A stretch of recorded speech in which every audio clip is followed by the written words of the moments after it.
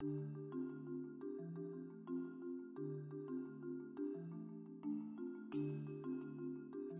in terms of interviewing, in order to make decent TV, we can't just do one interview with you here and then, I mean, you're welcome to have someone sit in on it or whatever it is. We understand that. But we'd also like to interview you outside in a couple of different locations, providing you've got time to do it. Otherwise, we just simply can't make it work for us. The days of just... Well, we're happy to do all the interviews in that room, the one-on-one, just right next door here. Yeah. But are you able to then go and have a little chat in the car or maybe out on the deck up there? Is that... Yeah, that would be fine. Okay, that's cool. Otherwise, we can't make this engaging enough to... My boss will give me to pick up the backside for not making it interesting.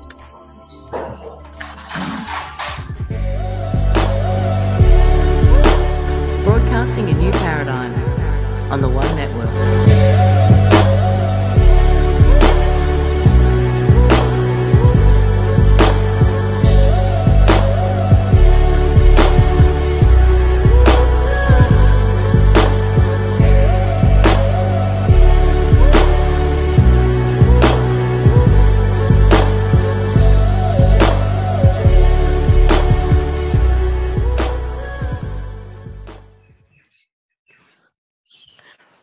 Hello and welcome everyone to a very last minute live broadcast with Kiri Campbell, an update from yesterday.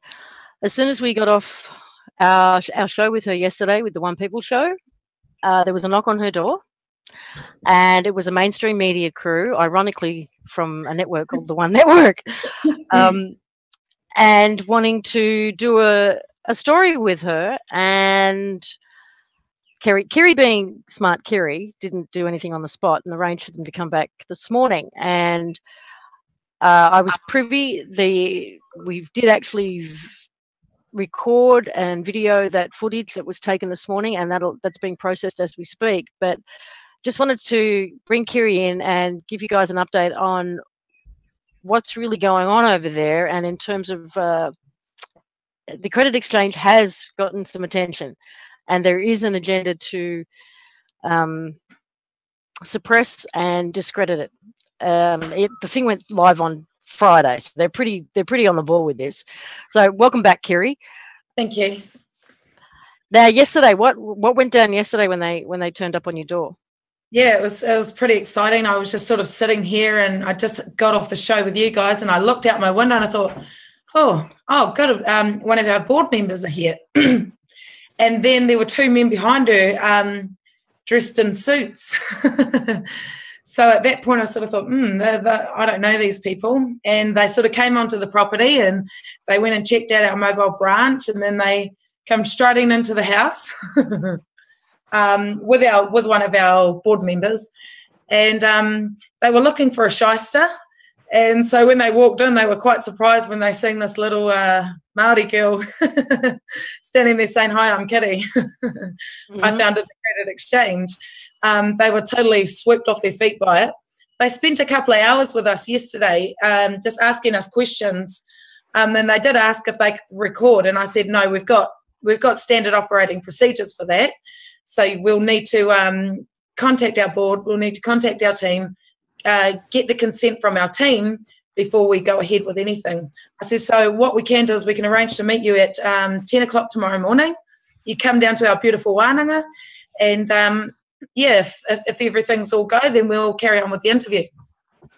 We gave them what did they spend 2 hours or 3 hours doing yesterday? What were you showing them or talking to them about? We were showing them the products and the services of the Credit Exchange, which blew them away because they weren't expecting from the article that came out on Sunday. They weren't expecting what they got. They were expecting some shonky garage, hackers in a garage just putting together this system with cardboard bits of paper was the term that was used. And to their surprise and amazement, they were just blown away at the level of the technology and how professional the Credit Exchange really was. So it was a really big eye-opener for them. So what I did was I gave them a lesson. I gave them a bit of an education yesterday, because they clearly did not understand the foreclosures. They didn't understand how banks create money. They thought that banks were allowed to just come and take 6% of your any income that goes in there, and that's what they're using to hypothecate on and lend out. Which I pulled up the Reserve Bank and I pointed out a few things to them yesterday, which totally blew them out of the water. Not only that, my board started showing up as well, and we're made up of some really bright, talented individuals. So they got a real lesson and a half, which meant, we were just really preparing them to be able to interview us, because there's no point in interviewing us if you don't understand that whole concept of the foreclosures, the bankruptcies, the banks, and how the creation of money works. So we needed them to understand that, because otherwise we would have just ended up in a sort of to-ing and fro-ing and not really getting anywhere. So what we did was we put together some agreements, some contracts, and I researched the two guys that showed up on my doorstep. One was camera guy, the other one was the reporter. Tracked down all the details, and first thing this morning they would have got that contract in their email saying, we need you to sign this, and these are the terms and conditions. So anyway, when they showed up at our wānanga today for the interview, we then, obviously you guys were there. So I've never done this before. I think it's based on my experience with the media.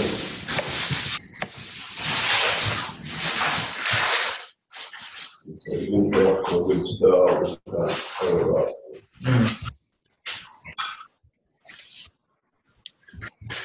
Computer's slow today. Must be extra people online, Mel. Oh yes, trust me, they're around.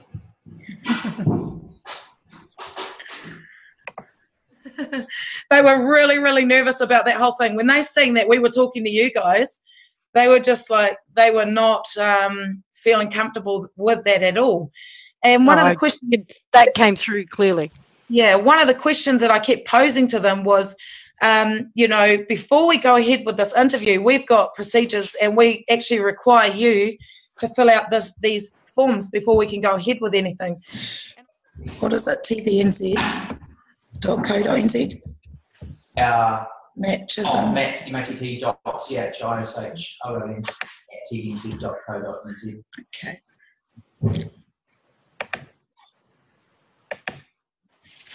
I've just emailed that document to you, and the beauty of it is you'll probably be able to pick it up on your phone and then sign it electronically, and I'll receive it right back here, and then we'll be ready to go. And I'll tell you what, they were not, they did not want to sign anything. They couldn't give us definitive answers, and they were sort of mincing up all the words and still trying to dodge the fact that we needed this agreement signed.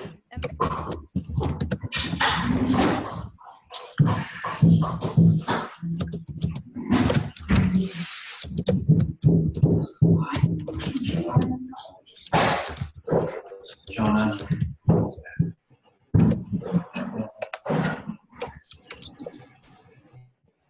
So this could take half a day. Well, you guys said that you could be here for as long as you needed to be, right?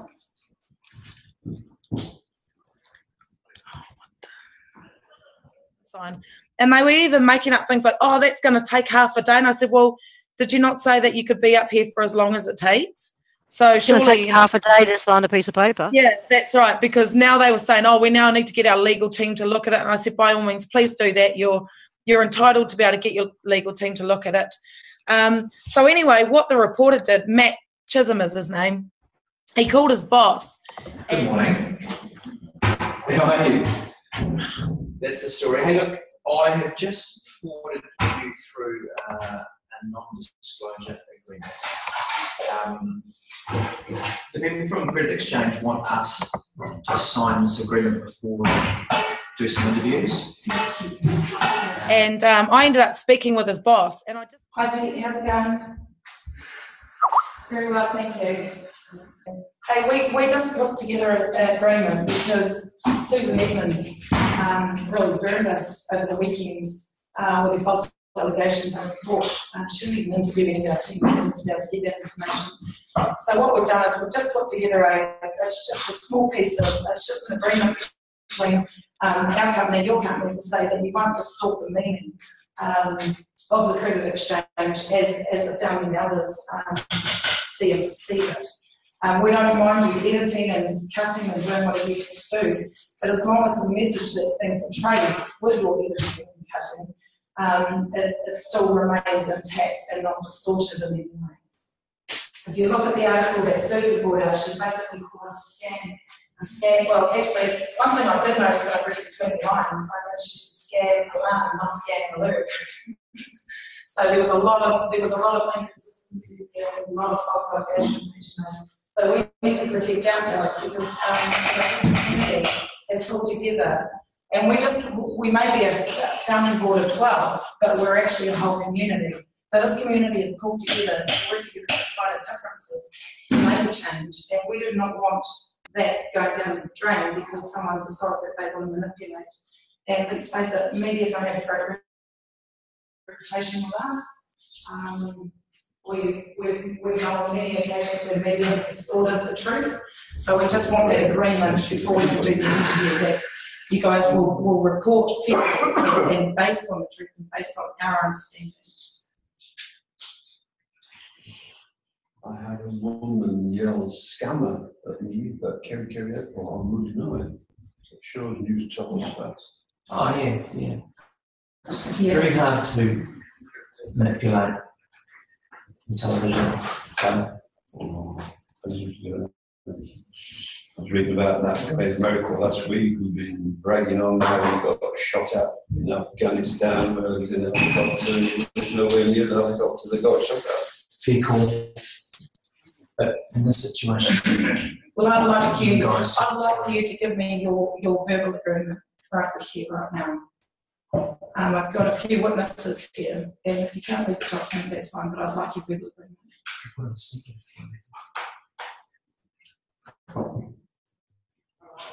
Yeah, absolutely. We expect that. Boss. And I was very direct with him, and I just said to him, look, we've got protocols and we're going to require you to sign a few things, and basically the agreement goes like this, that you won't alter or amend or distort the understanding that the founding elders have that have founded this credit exchange. You won't distort any of that information to manipulate. And they said, oh, we need to edit it. I said, yeah, absolutely, you can edit it, but do not edit it to the point where you have manipulated our understanding of it. I don't really care what your understanding of it is. I don't want you to manipulate our understanding, because after that it was quite evident that they weren't going to sign it. And then when I spoke to the boss, I just said to him, look, okay, if you can't, he was claiming he couldn't sign it because he couldn't see the form, so he can't sign anything he can't see. Surprise, surprise. So I said, well, that's okay. I want you to give me your verbal agreement right here, right now. Yes or no? And once again, look, you need to trust us. You need to trust that Matt's a professional, and, we're not into distorting anything. I said, well, listen, media doesn't have a good reputation with us, and a lot of other people in this world, and we need to make sure that you are going to provide a fair interview and not attach any sort of stigma to it. Okay. Now, do we have your verbal agreement, though? The verbal agreement that you won't distort the information according to our understanding. But I need a yes or a no.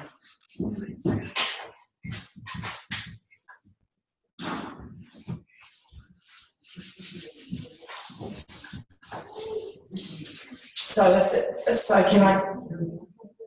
can I take that as a yes? Okay, so that's a definite yes from you. According to our understanding. Well, the thing is you're hearing it from the horse's mouths. That's how we see it. That's how we perceive it. So we want the message portrayed that way. Not according to Matt's understanding, not according to yours. Yeah, that's fine. I mean, we've already got media stations lined up, ready to go with interviews, as you could imagine. So, I mean, if we can't get that agreement, then we can't go any further with this. And what we will do is we'll take it to the radio stations that have already signed those agreements. Understand that we've been burned and we're not going to go through that again, and we'd rather give this story, the exclusive, to someone that is going to report on it properly and fairly. And once again, like I spoke to him for a good few minutes, almost 5 minutes. I spoke to the boss. I heard you repeatedly asking, yeah. is that a verbal yes? Is that a yes? Are you agreeing? Yeah. Yeah. And he just get a yes or no, and he would not. No, he would not. So right then, alarm bells went off for me. So I then said to Matt, who was the reporter, I said, Matt, give us a look at those questions. Yeah. Matt, have you got those questions? My questions? Yeah. Okay, can we see a copy of those questions? Before we do the interview? Yeah, absolutely. Otherwise, so we can get some definitive answers without sidetracking. Yeah, it's pretty, even on like a fun profile piece, I wouldn't really want to show people my questions because it takes away that spontaneity, you know? I know that sounds like but this is the kind of thing that we want to do. Yeah, and he was sort of like, oh, my questions, what for? And I said, well, I want to see the questions so I can prepare myself. Oh, no, well, that's not how I work. I never show people my questions because, you know, we like to sort of have the spontaneity in it. And I said, well, no, not happening, Matt. Give us your questions and we'll see if this is going to go ahead. So the first question that was on the top of his list was, Kiri, you've been in the news before, haven't you? Okay, but his first question was, Kiri, you've been in the news before, haven't you? As soon as I seen that top one, nah, no one. We know what your game is. We're not done. That's why they couldn't just get the definitive yes or no. He was bouncing around, the boss was bouncing around, and they were like, well, I'm just trying to mince it. And I said, well, is that yes or a no? He's going, oh, you know, you just need to trust us and know that Matt's a really genuine person. He's put a lot of resources into this. And I said, so can I take that as a yes? Oh, look, you just need to understand. So he could not even give us a yes. Oh, Matt apparently did. Oh, he's put a lot of resources and time to come up there and see you. Well, that's not our problem. The article appeared Sunday. Today's what, Wednesday? So mostly Monday because he was up there yesterday. Yeah. So Kiri. Yeah. So this was, you think this was designed to be like an expose on you and. Yeah, that's what it was. So straight away, alarm bells went off for me and I went, nah, you guys ain't here to, put out the real story. What you're here to do is attach the stigma that Kiri Campbell got when I deposited the 15 million. They were there to attach that stigma to the credit exchange to discredit us. And that stood out a mile away as soon as I looked at the first lot of his questions. The second question that he was saying was, what is your opinion about banks? So, you know, here in New Zealand, anyone that challenges banks, it actually falls under the Terrorism Act. So you're seen as a terrorist. So once again, I didn't feel comfortable with answering that kind of question because I don't want them to allude to the fact that I could be a potential terrorist when I'm just a mum who's out there trying to support her community and trying to help these people get out of the rut that they're in. So at that point, I then called my we call him our captain because he takes the lead when it comes to public affairs. And we got our chief commander and I said to him, right, I need to speak with you outside. I had a word with him. I says, here's what's happening. Here's what's not happening. So what I explained to him, I says, no, they're not here to put out a proper story. They're actually here to attach that stigma to it, to discredit it. I said, so on that, you go in there and you cut the interview. So Keith rocked in there and just basically said to them, look, guys, you're not prepared, you're not ready. Yeah, look, Keith, I try to put myself in the shoes of other people all the time. Yeah. But something like this, you can't just try, you've got to go do the research. Well, I've read about credit exchange. I've had a conversation with Kiri yesterday, which probably lasted 2 hours. Now, you know that side. Yeah. But you need to know the issue why. why we're doing this. And that's all about banking and That's debt. right. If you understand, see, in this conversation here, you don't understand where you sit with your mortgage. You really don't. And when you understand that concept, where you sit with your mortgage that you're paying off, then you would understand where we sit. Our job, Keith, is to ask some questions, and then for you guys, whoever we're talking to provide answers and explain things. So yeah, I understand. So I've got it in my head at the moment, I think. And but to create those questions to ask, you need to have an understanding why. So one of my questions is what's wrong with the banking system, debt, and interest payments that debt creates. So therefore, have you got 2 days? Well, no, I haven't got 2 days, Jeff, because the story's 4 minutes. But in terms of that's the question that provides you guys with the platform to get your message across. So on one hand, the question's right there. On the other hand, you just told me we can't talk about the banking system. So what do you want? Hold on. It's an understanding. It's not strong enough. Okay, well, you won't get a journalist in the country with an understanding enough. Yeah, that's why. I would imagine. Yeah, that's why if we were to let you take our story, because you're not strong enough in that area, the projection that would come from you wouldn't be strong enough. It could even be wrong. Okay.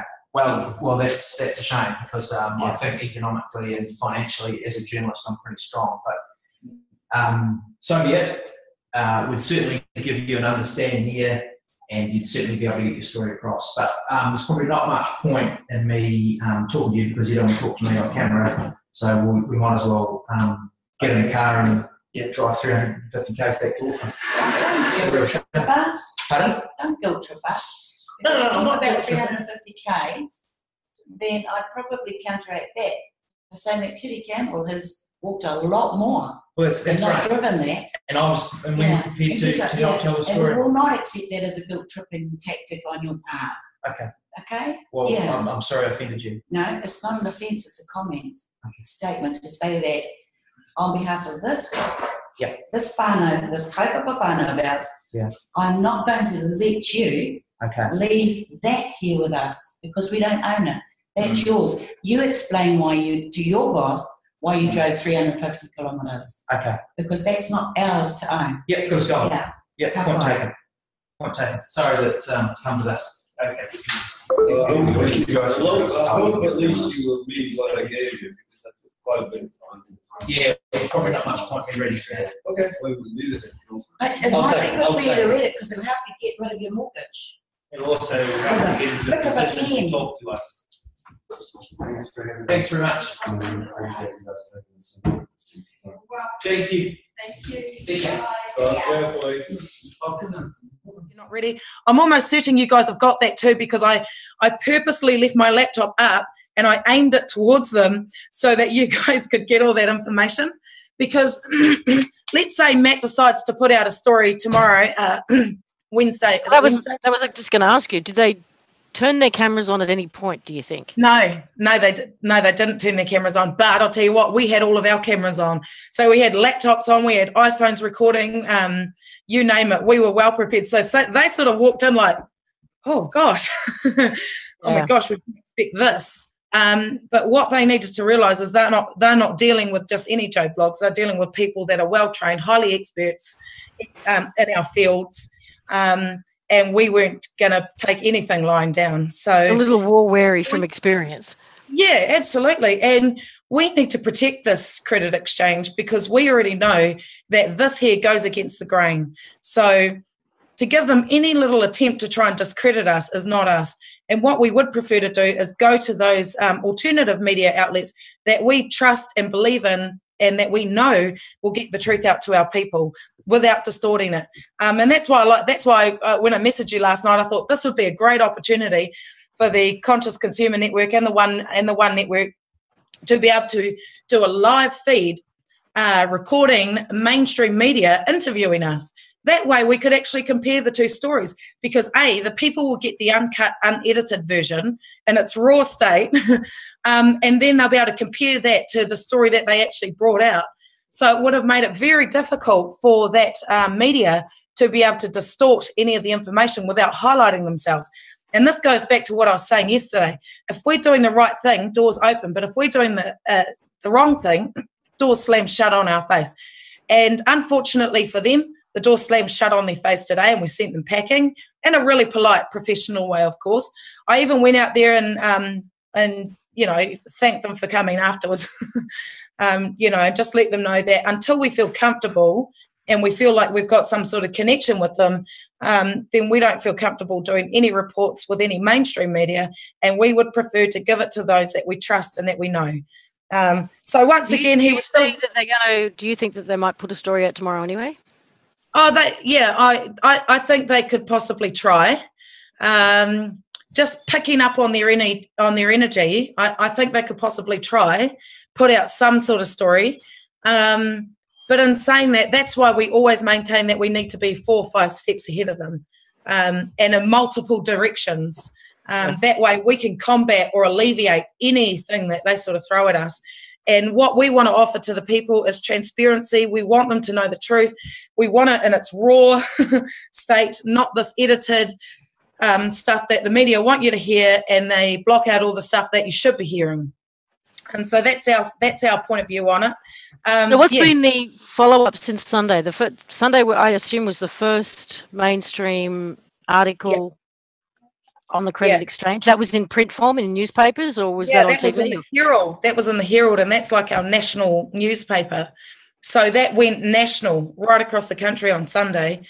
And so the follow-up from that. Yeah. The follow-up from that was that we made contact with the Herald and the news reporter, but she refuses to call us back. Did she actually interview you personally? No, she never interviewed anybody. What she did was she went on our page, and on our page we've stuck our first draft commercial. Now, she made a point that major retailers were distancing themselves. And so I posed the question that if that were true, how come in our draft commercial we're actually in the Kaikohe Caltex and we're in New World in Kaikohe recording the swipe of the Credit Exchange card and demonstrating how people can actually, purchase basic resources and food with their cards. So now she's refused. She's been quite dishonourable. She hasn't called us back at all. She hasn't made contact with our PR person who's in charge of that. And our PR team have been trying to contact her pretty much since Sunday to get a proper interview so that she can actually sit down with the horses and interview them. But the way she put that article out was if she had interviewed us. But I can guarantee you now, and I can assure the world, that she hasn't spoken to any of us. So all of her information that she put out was based on false allegations, assumptions, as per usual. And once again, just highlighting just how corrupt they really are when it comes to hiding things. So what's next in terms of trying to get an approach with or a relationship with mainstream media in New Zealand? Yeah, so what have you got anybody over there who'd be prepared to sign your... Yeah, there is. I'm certain there would be. What we've decided to do is we've decided to take it back to our Māori radio stations and our Māori media outlets, purely because they understand from a Māori perspective where we're coming from, but they also understand this is just not for Māori, this is for everybody and anybody. So they have that understanding, which would make it far more easier to give the information to them for them to be able to translate it properly than it would be to give it to mainstream media who are totally 100% ignorant and not even willing to try and come and have a balanced perspective on things. And what we are doing is this week is we're going to be doing the swipe. So I'm taking a team out tomorrow. We're going to be knocking on some major retailers to get those merchant forms filled in. We're just going to film the swipe because as far as I'm concerned, that the proof is in the pudding. And once that goes out and we've got a lot more evidence out there backing us, then we'll be happy to go to any mainstream media because they're going to find it really, really hard, especially when the proof has been already put out live to the world, to be able to try and discredit the Credit Exchange. I just want to check in with Biggie. If anybody wants to call in and ask Kiri something, is that doable right now?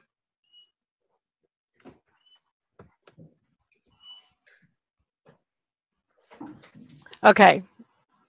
Yes, you can, and Biggie's about to put the numbers up on the screen. So If you're watching this live at either the Conscious Consumer Network's live stream channel, website, or at lisamharrison.com, you should see the call-in number coming up any minute now.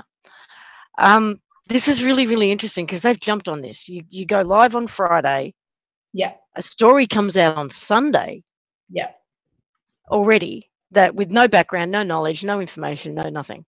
Yeah. You've got a mainstream media crew turn up. What is it? Wednesday for you still? Yeah. Yeah. So this caught their attention pretty quickly. Yeah. And I'll tell you why. Were they given a heads up that this was coming? No, I'll tell you what happened. The day that we launched was at Waitangi Day, which is a big national day here in our country. And so at Waitangi, all the cabinet ministers, parliamentary people, they are all attending that event. And I'll tell you what happened. We had a few ministers, they were heading towards our tent and they sort of just stopped in their tracks. One of them was Winston Peters. And he's really cool. We love Winston Peters, man. He is one of the most charismatic. He's just an amazing politician. He's really awesome. So he sort of stopped in his tracks and sort of went, what the heck? And you could see the look on his face. And then he turns to his colleague and he says something. And then they both look. But you could see the look on their face like, oh, my gosh, this is serious. This is actually happening. Yeah, damn straight it's happening. And the feedback that we got back was that there was not one tent in that whole entire field on Waitangi Day, and it was made up of thousands of people attended that event, but there was not one tent or one group of people that wasn't talking about the credit exchange. So everyone was talking about it that whole day on Waitangi. So when you go to Waitangi, you're now on an international playing field. So things go really, really quickly. And that's why we launched on Waitangi Day, and we launched at Waitangi purely because we knew that it would get the attention that we were hoping for it to get. Okay. I imagine there was a lot of media there on the day too. Did you get anybody coming up to you on the day?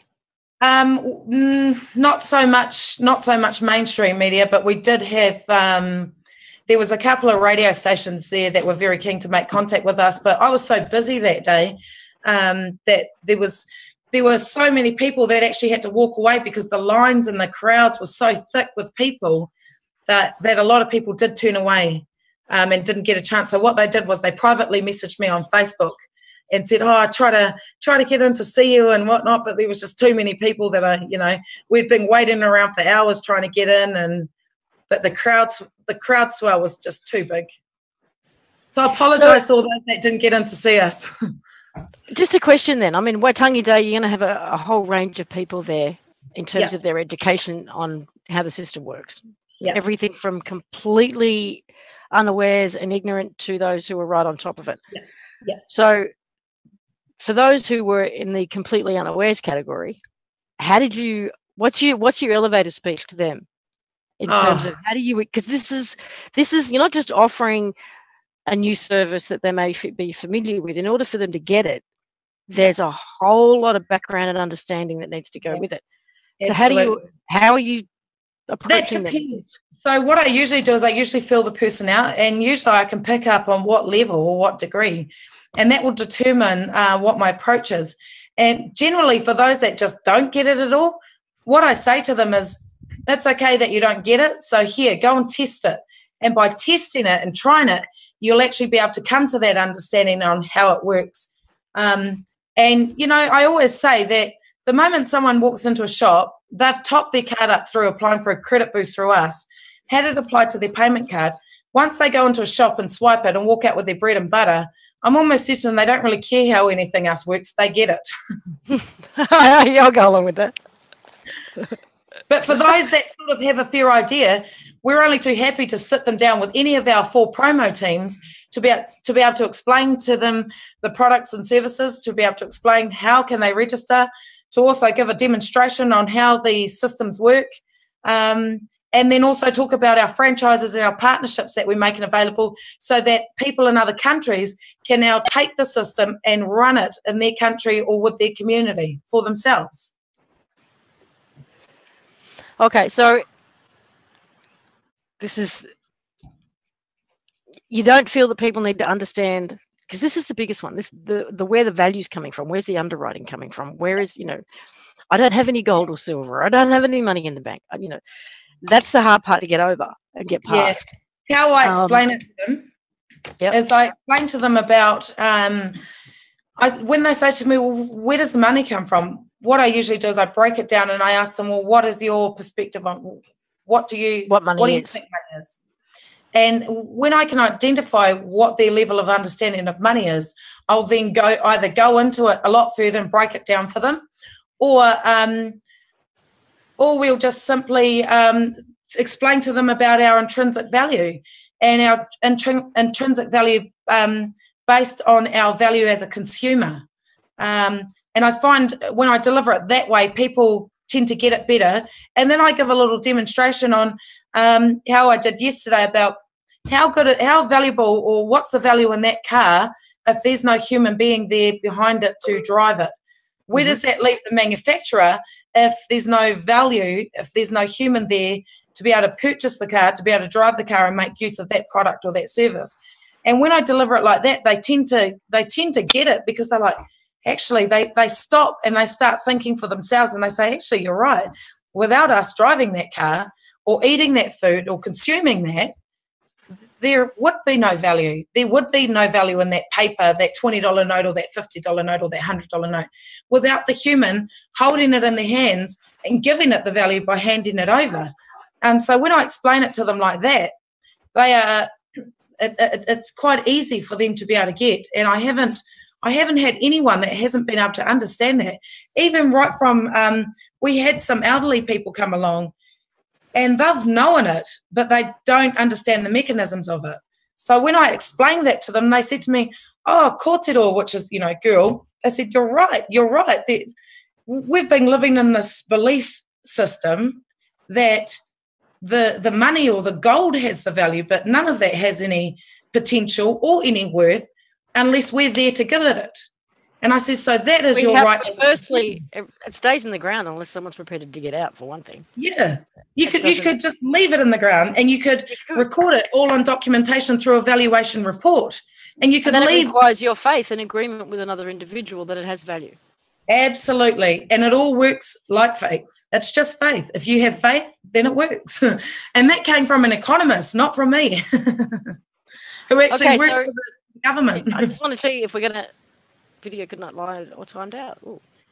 Okay. Are we still streaming? There seems to be an issue at my end, or maybe it's just my page needs to reload. Yes, we are. Okay. I just want to know if we're going to get any callers. Otherwise, we'll move along. Was there any other updates you wanted to share with us during this? Yeah, just that we're going to be approaching major retailers tomorrow morning. The first lot of the cards are going to be going out today, so those that are expecting cards can expect them in the mail within the next couple of days. Also, our business dinner events that are going to be starting from next week onwards. Anyone that's keen to that has a business and would like to be invited to that business dinner event, because it is an invitation, exclusive invitation only.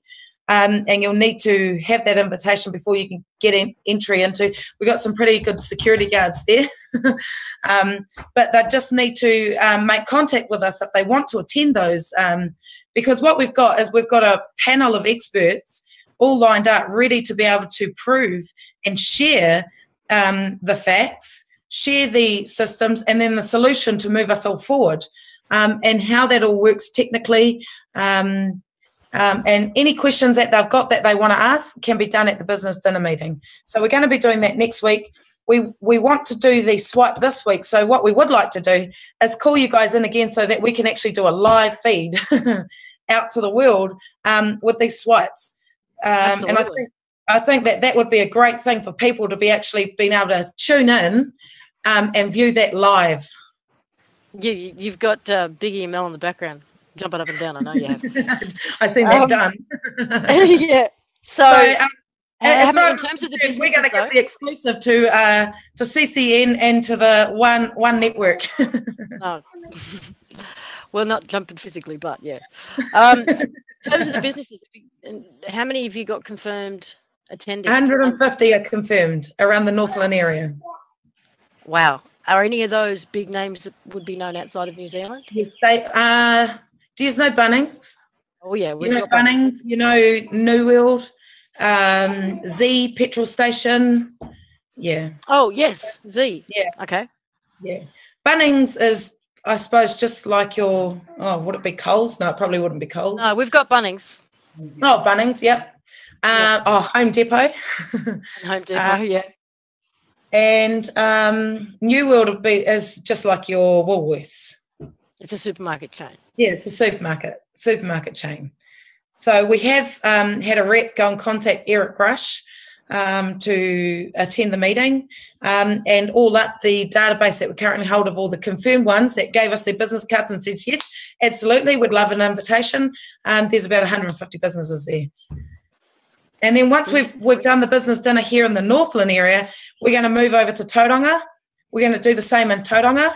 And then we're going to move over to, I believe, the Waikato after that. Do the same in the Waikato, and then move down to Taranaki and Whanganui, and then down to Wellington. All sounds like names of Middle Earth. Yeah. Because they mean nothing to me. I have no idea where any of them are. Wellington is our capital. That I've heard of. Considering you're only about 3 hours away from me, that's pretty poor actually on my part. Yeah, but we've had a lot of confirmed businesses that would like to join that. Not only that, we've already had a few businesses that have confirmed that they'd like to be able to do the swipe. Just a few local businesses in Kaikoui, so we're very excited about that. Right. And doing a live feed. That's going to be exciting. I mean, when people see firsthand in real time that these things work. Yeah. And then it's just a matter of copying the blueprint and sending it out to all the. See, what you need to do is you need to have a team. Here in the Northland, what I did was I set up a team, and I've got an awesome team. I've got a board who actually oversee all the work that I do, and they also assist me in a lot of the decisions that are being made. And then what we do is we go out to the people and we share that. And then what they do is they bring us a lot of questions and concerns. And what that does is it helps us to identify those concerns and those questions so we can implement solutions to be able to alleviate those things. So you need a good team behind you, and you just need to, once the blueprint's set here, you just need to take the blueprint to whatever country you're in and just duplicate it. I know that one of the questions that came up yesterday that probably didn't get directly addressed because it was right at the end was why the need for franchises in the first place. I mean, I'm just assuming it's an effort to get the word out a hell of a lot quicker. Yeah, it is. It was a part of our strategy to spread this thing out nationally really, really quickly. So one of the things that we looked at was when you create a centralised headache for the powers that were, they're able to sort of come in and target you. But when you set up a national and an international headache, they don't have the resources to be able to contend with that sort of action. So it forces them into a position where they either make or break. And I can guarantee you they don't have the resources. So we want to send this out as far and wide as possible to be able to create that international awakening so that we've got the backing so that, you know, when we come head to head with one another, we're going to have to come to some sort of negotiation with them purely because we're not going anywhere. The people aren't going anywhere. And there are more people that want to see this than there are that don't. So they certainly are just the 1%. We are the 99. So to me, it's a numbers game, and he who has the numbers wins by default. You just reminded me, I watched A Bug's Life again the other day. We're right at the finale of A Bug's Life right now, I think. We are. Nice. Okay. This is the grand finale. Well, this has been, you know, I mean, this is the culmination of 2 years of understanding, of conversations, of dreaming, of hoping, you know, and it is going to require, I mean, this is what we talked about 2 years ago. This is the vision that was created back then. And it is going to require everybody to get behind it. Yeah. In order for it to work. I mean, if you can prove that the mechanics of it work, if you can prove that not just the physical mechanics of transactions, but also how can I put this? That we have a right. Yeah. I'll give you an example. Very good friend of mine walked away from a credit card a few years ago.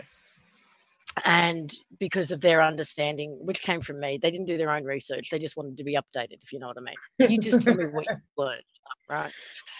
So they never did the work themselves. So they never went on the journey themselves. And they didn't embody that information themselves. They just took data from me and acted Copy on and paste bandits.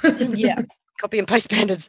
And so come 2 years later and they're being taken to court by debt collectors. Now, even though they know debt collectors have no right, debt collectors are a third party, that whole spiel. That's right. Still had that very intrinsic feeling of guilt, because in their mind, they still borrowed the money and they still had an obligation to pay it back. Even though mentally and intellectually they understood that the bank never actually lent them anything. The bank never had anything to lend them in the first place, that it was drawn on their value. They understood all of that intellectually, but the emotional and psychological programming was so deep that the sense of needing to pay it back was still there. And they ended up agreeing to an out-of-court settlement in order to do something that their head said they didn't really have to, but the rest of them felt obligated to. Yeah. And that is still the hardest part in the conversations that I have. But I took the money, I used the money, I benefited from the money, I should pay it back. Yeah. And that's still a hurdle to overcome. Yeah, it is. It's huge. It's huge in our people. And to me, I don't see any of that changing until enough people actually come to that understanding. Like I said, it's a numbers game. You really need the numbers there to be able to come to that understanding. And I say to anyone, if you're just being a copy and paste bandit, don't even take this road, because I'm okay. I've had a number of years to be able to, I've studied like you wouldn't believe. I've investigated and I've researched. Now, I haven't just gone along and listened to what someone has told me. I've listened, but I've then gone out and applied it, and I've researched and I've investigated what was true and what wasn't. There's a lot of disinformation out there, and there's a lot of propaganda, and it's mixed in between the truth. And so I always say to people, if you are not willing to make the effort, I would advise that you just don't even start down that road, because it's not for the faint-hearted. It's not an easy road to take. And boy, oh boy, help you if you don't have all your ducks lined up in a row and you don't have all your tricks in your bag. Because they come in, they're very smart. They're very good at, if you heard the reporters today, they just have a way with manipulating without answering the question. And so that's one example of how good they are at their jobs. And if you don't know your stuff, trust me when I say this, judge is going to spot you a mile away.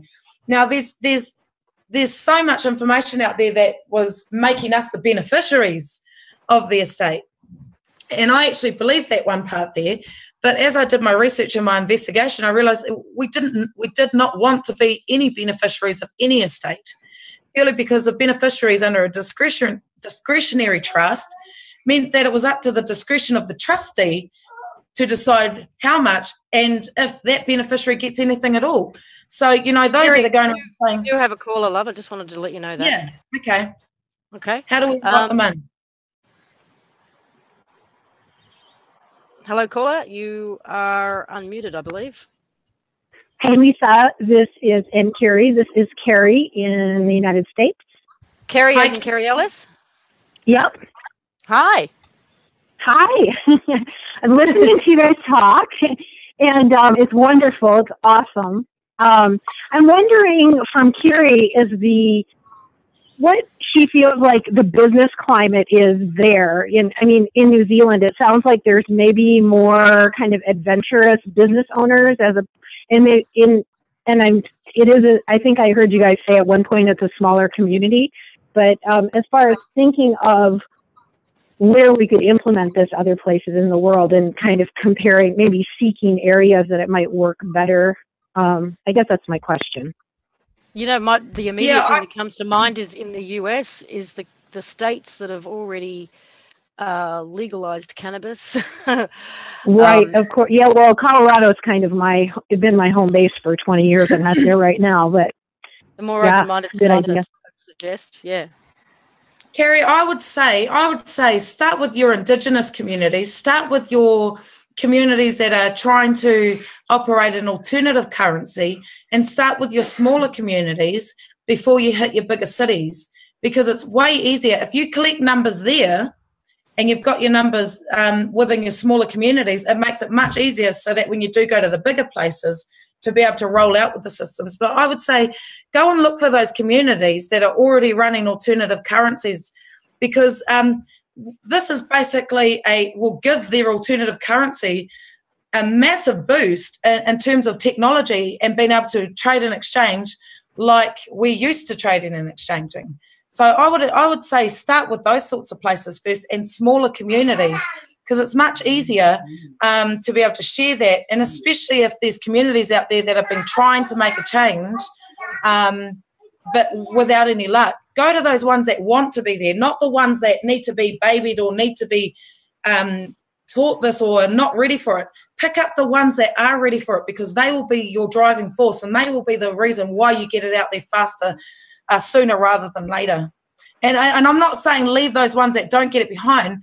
What I'm saying is pick up the ones that want to be there, because that's productive, and then go back for the ones that don't understand it when you've got enough people there to be able to prove Brilliant. Yeah, that's a brilliant idea, really. Going where people already are having the idea to make change. Yeah. I like that. That's great. And what you do is you network all of those communities up with one another. So you pull them all into that one network, so that now it doesn't matter how far apart you are, you've all got to link into one another so you can support one another. Nice. Great idea. Cool. That was my question. I love what's going on. I think it's a giant leap for moving everything forward on the planet, and I'm here just jumping up and down. So onward and forward. And thank you, Lisa, for being in the midst of it. And Kiri, I just look forward to hearing more from you. Thank you, Kiri. It was lovely speaking with you today. Okay. Bye-bye. Thanks, Kiri. Bye. There's also a question in the chat room in regards to teams, and your team in particular. You know, like, can you describe the talents required to really form a good team? Yeah, we've got people that are experts in public relations. We've got our own film crew. We've got our own security team. We've got people that are experts in I suppose, well, not so much the banking, but they have integrity with their community. We've got all sorts of people. We've got IT experts there. We've got website developers there, and just genuine people that are willing to be the change, to make the change. And you'll know them. And what I've noticed that each and every single one of us do have in our team, despite our diversities and our backgrounds, is that we all have heart. We all have this heart. And whoops. Okay, Kiri, if you can still hear me, turn your camera off and then back on again. See if we can't get you to unfreeze. There's I did get word from Biggie that every time one network, one people, or Transpacific News, or yesterday's show, for example, the attacks on the live stream and our internet and everybody's personals are kind of off the scale. So, yep, we're having loads of it, he says. Okay, Kiri. Well, this may be the end of this update for now. We will keep you guys posted on what's happening as much as we can. This does require everybody to get behind it if it's going to work. If this is going to be the platform, and and there's no reason why it can't be by the looks of it, then we all need to jump on board and give as much support to it as we can. Spread the word. I signed up yesterday so that I could have a look around the website. There are things in there that, as Kiri said yesterday, they've put everything on the front end initially to meet as many current requirements as possible.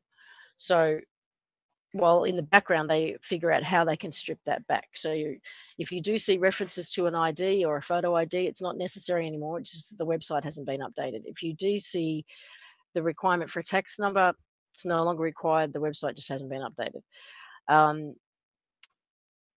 There's a couple of other things too. So any references to any, I don't know about all, but certainly any references at this point to how the system currently works is being worked on in the background to pull back.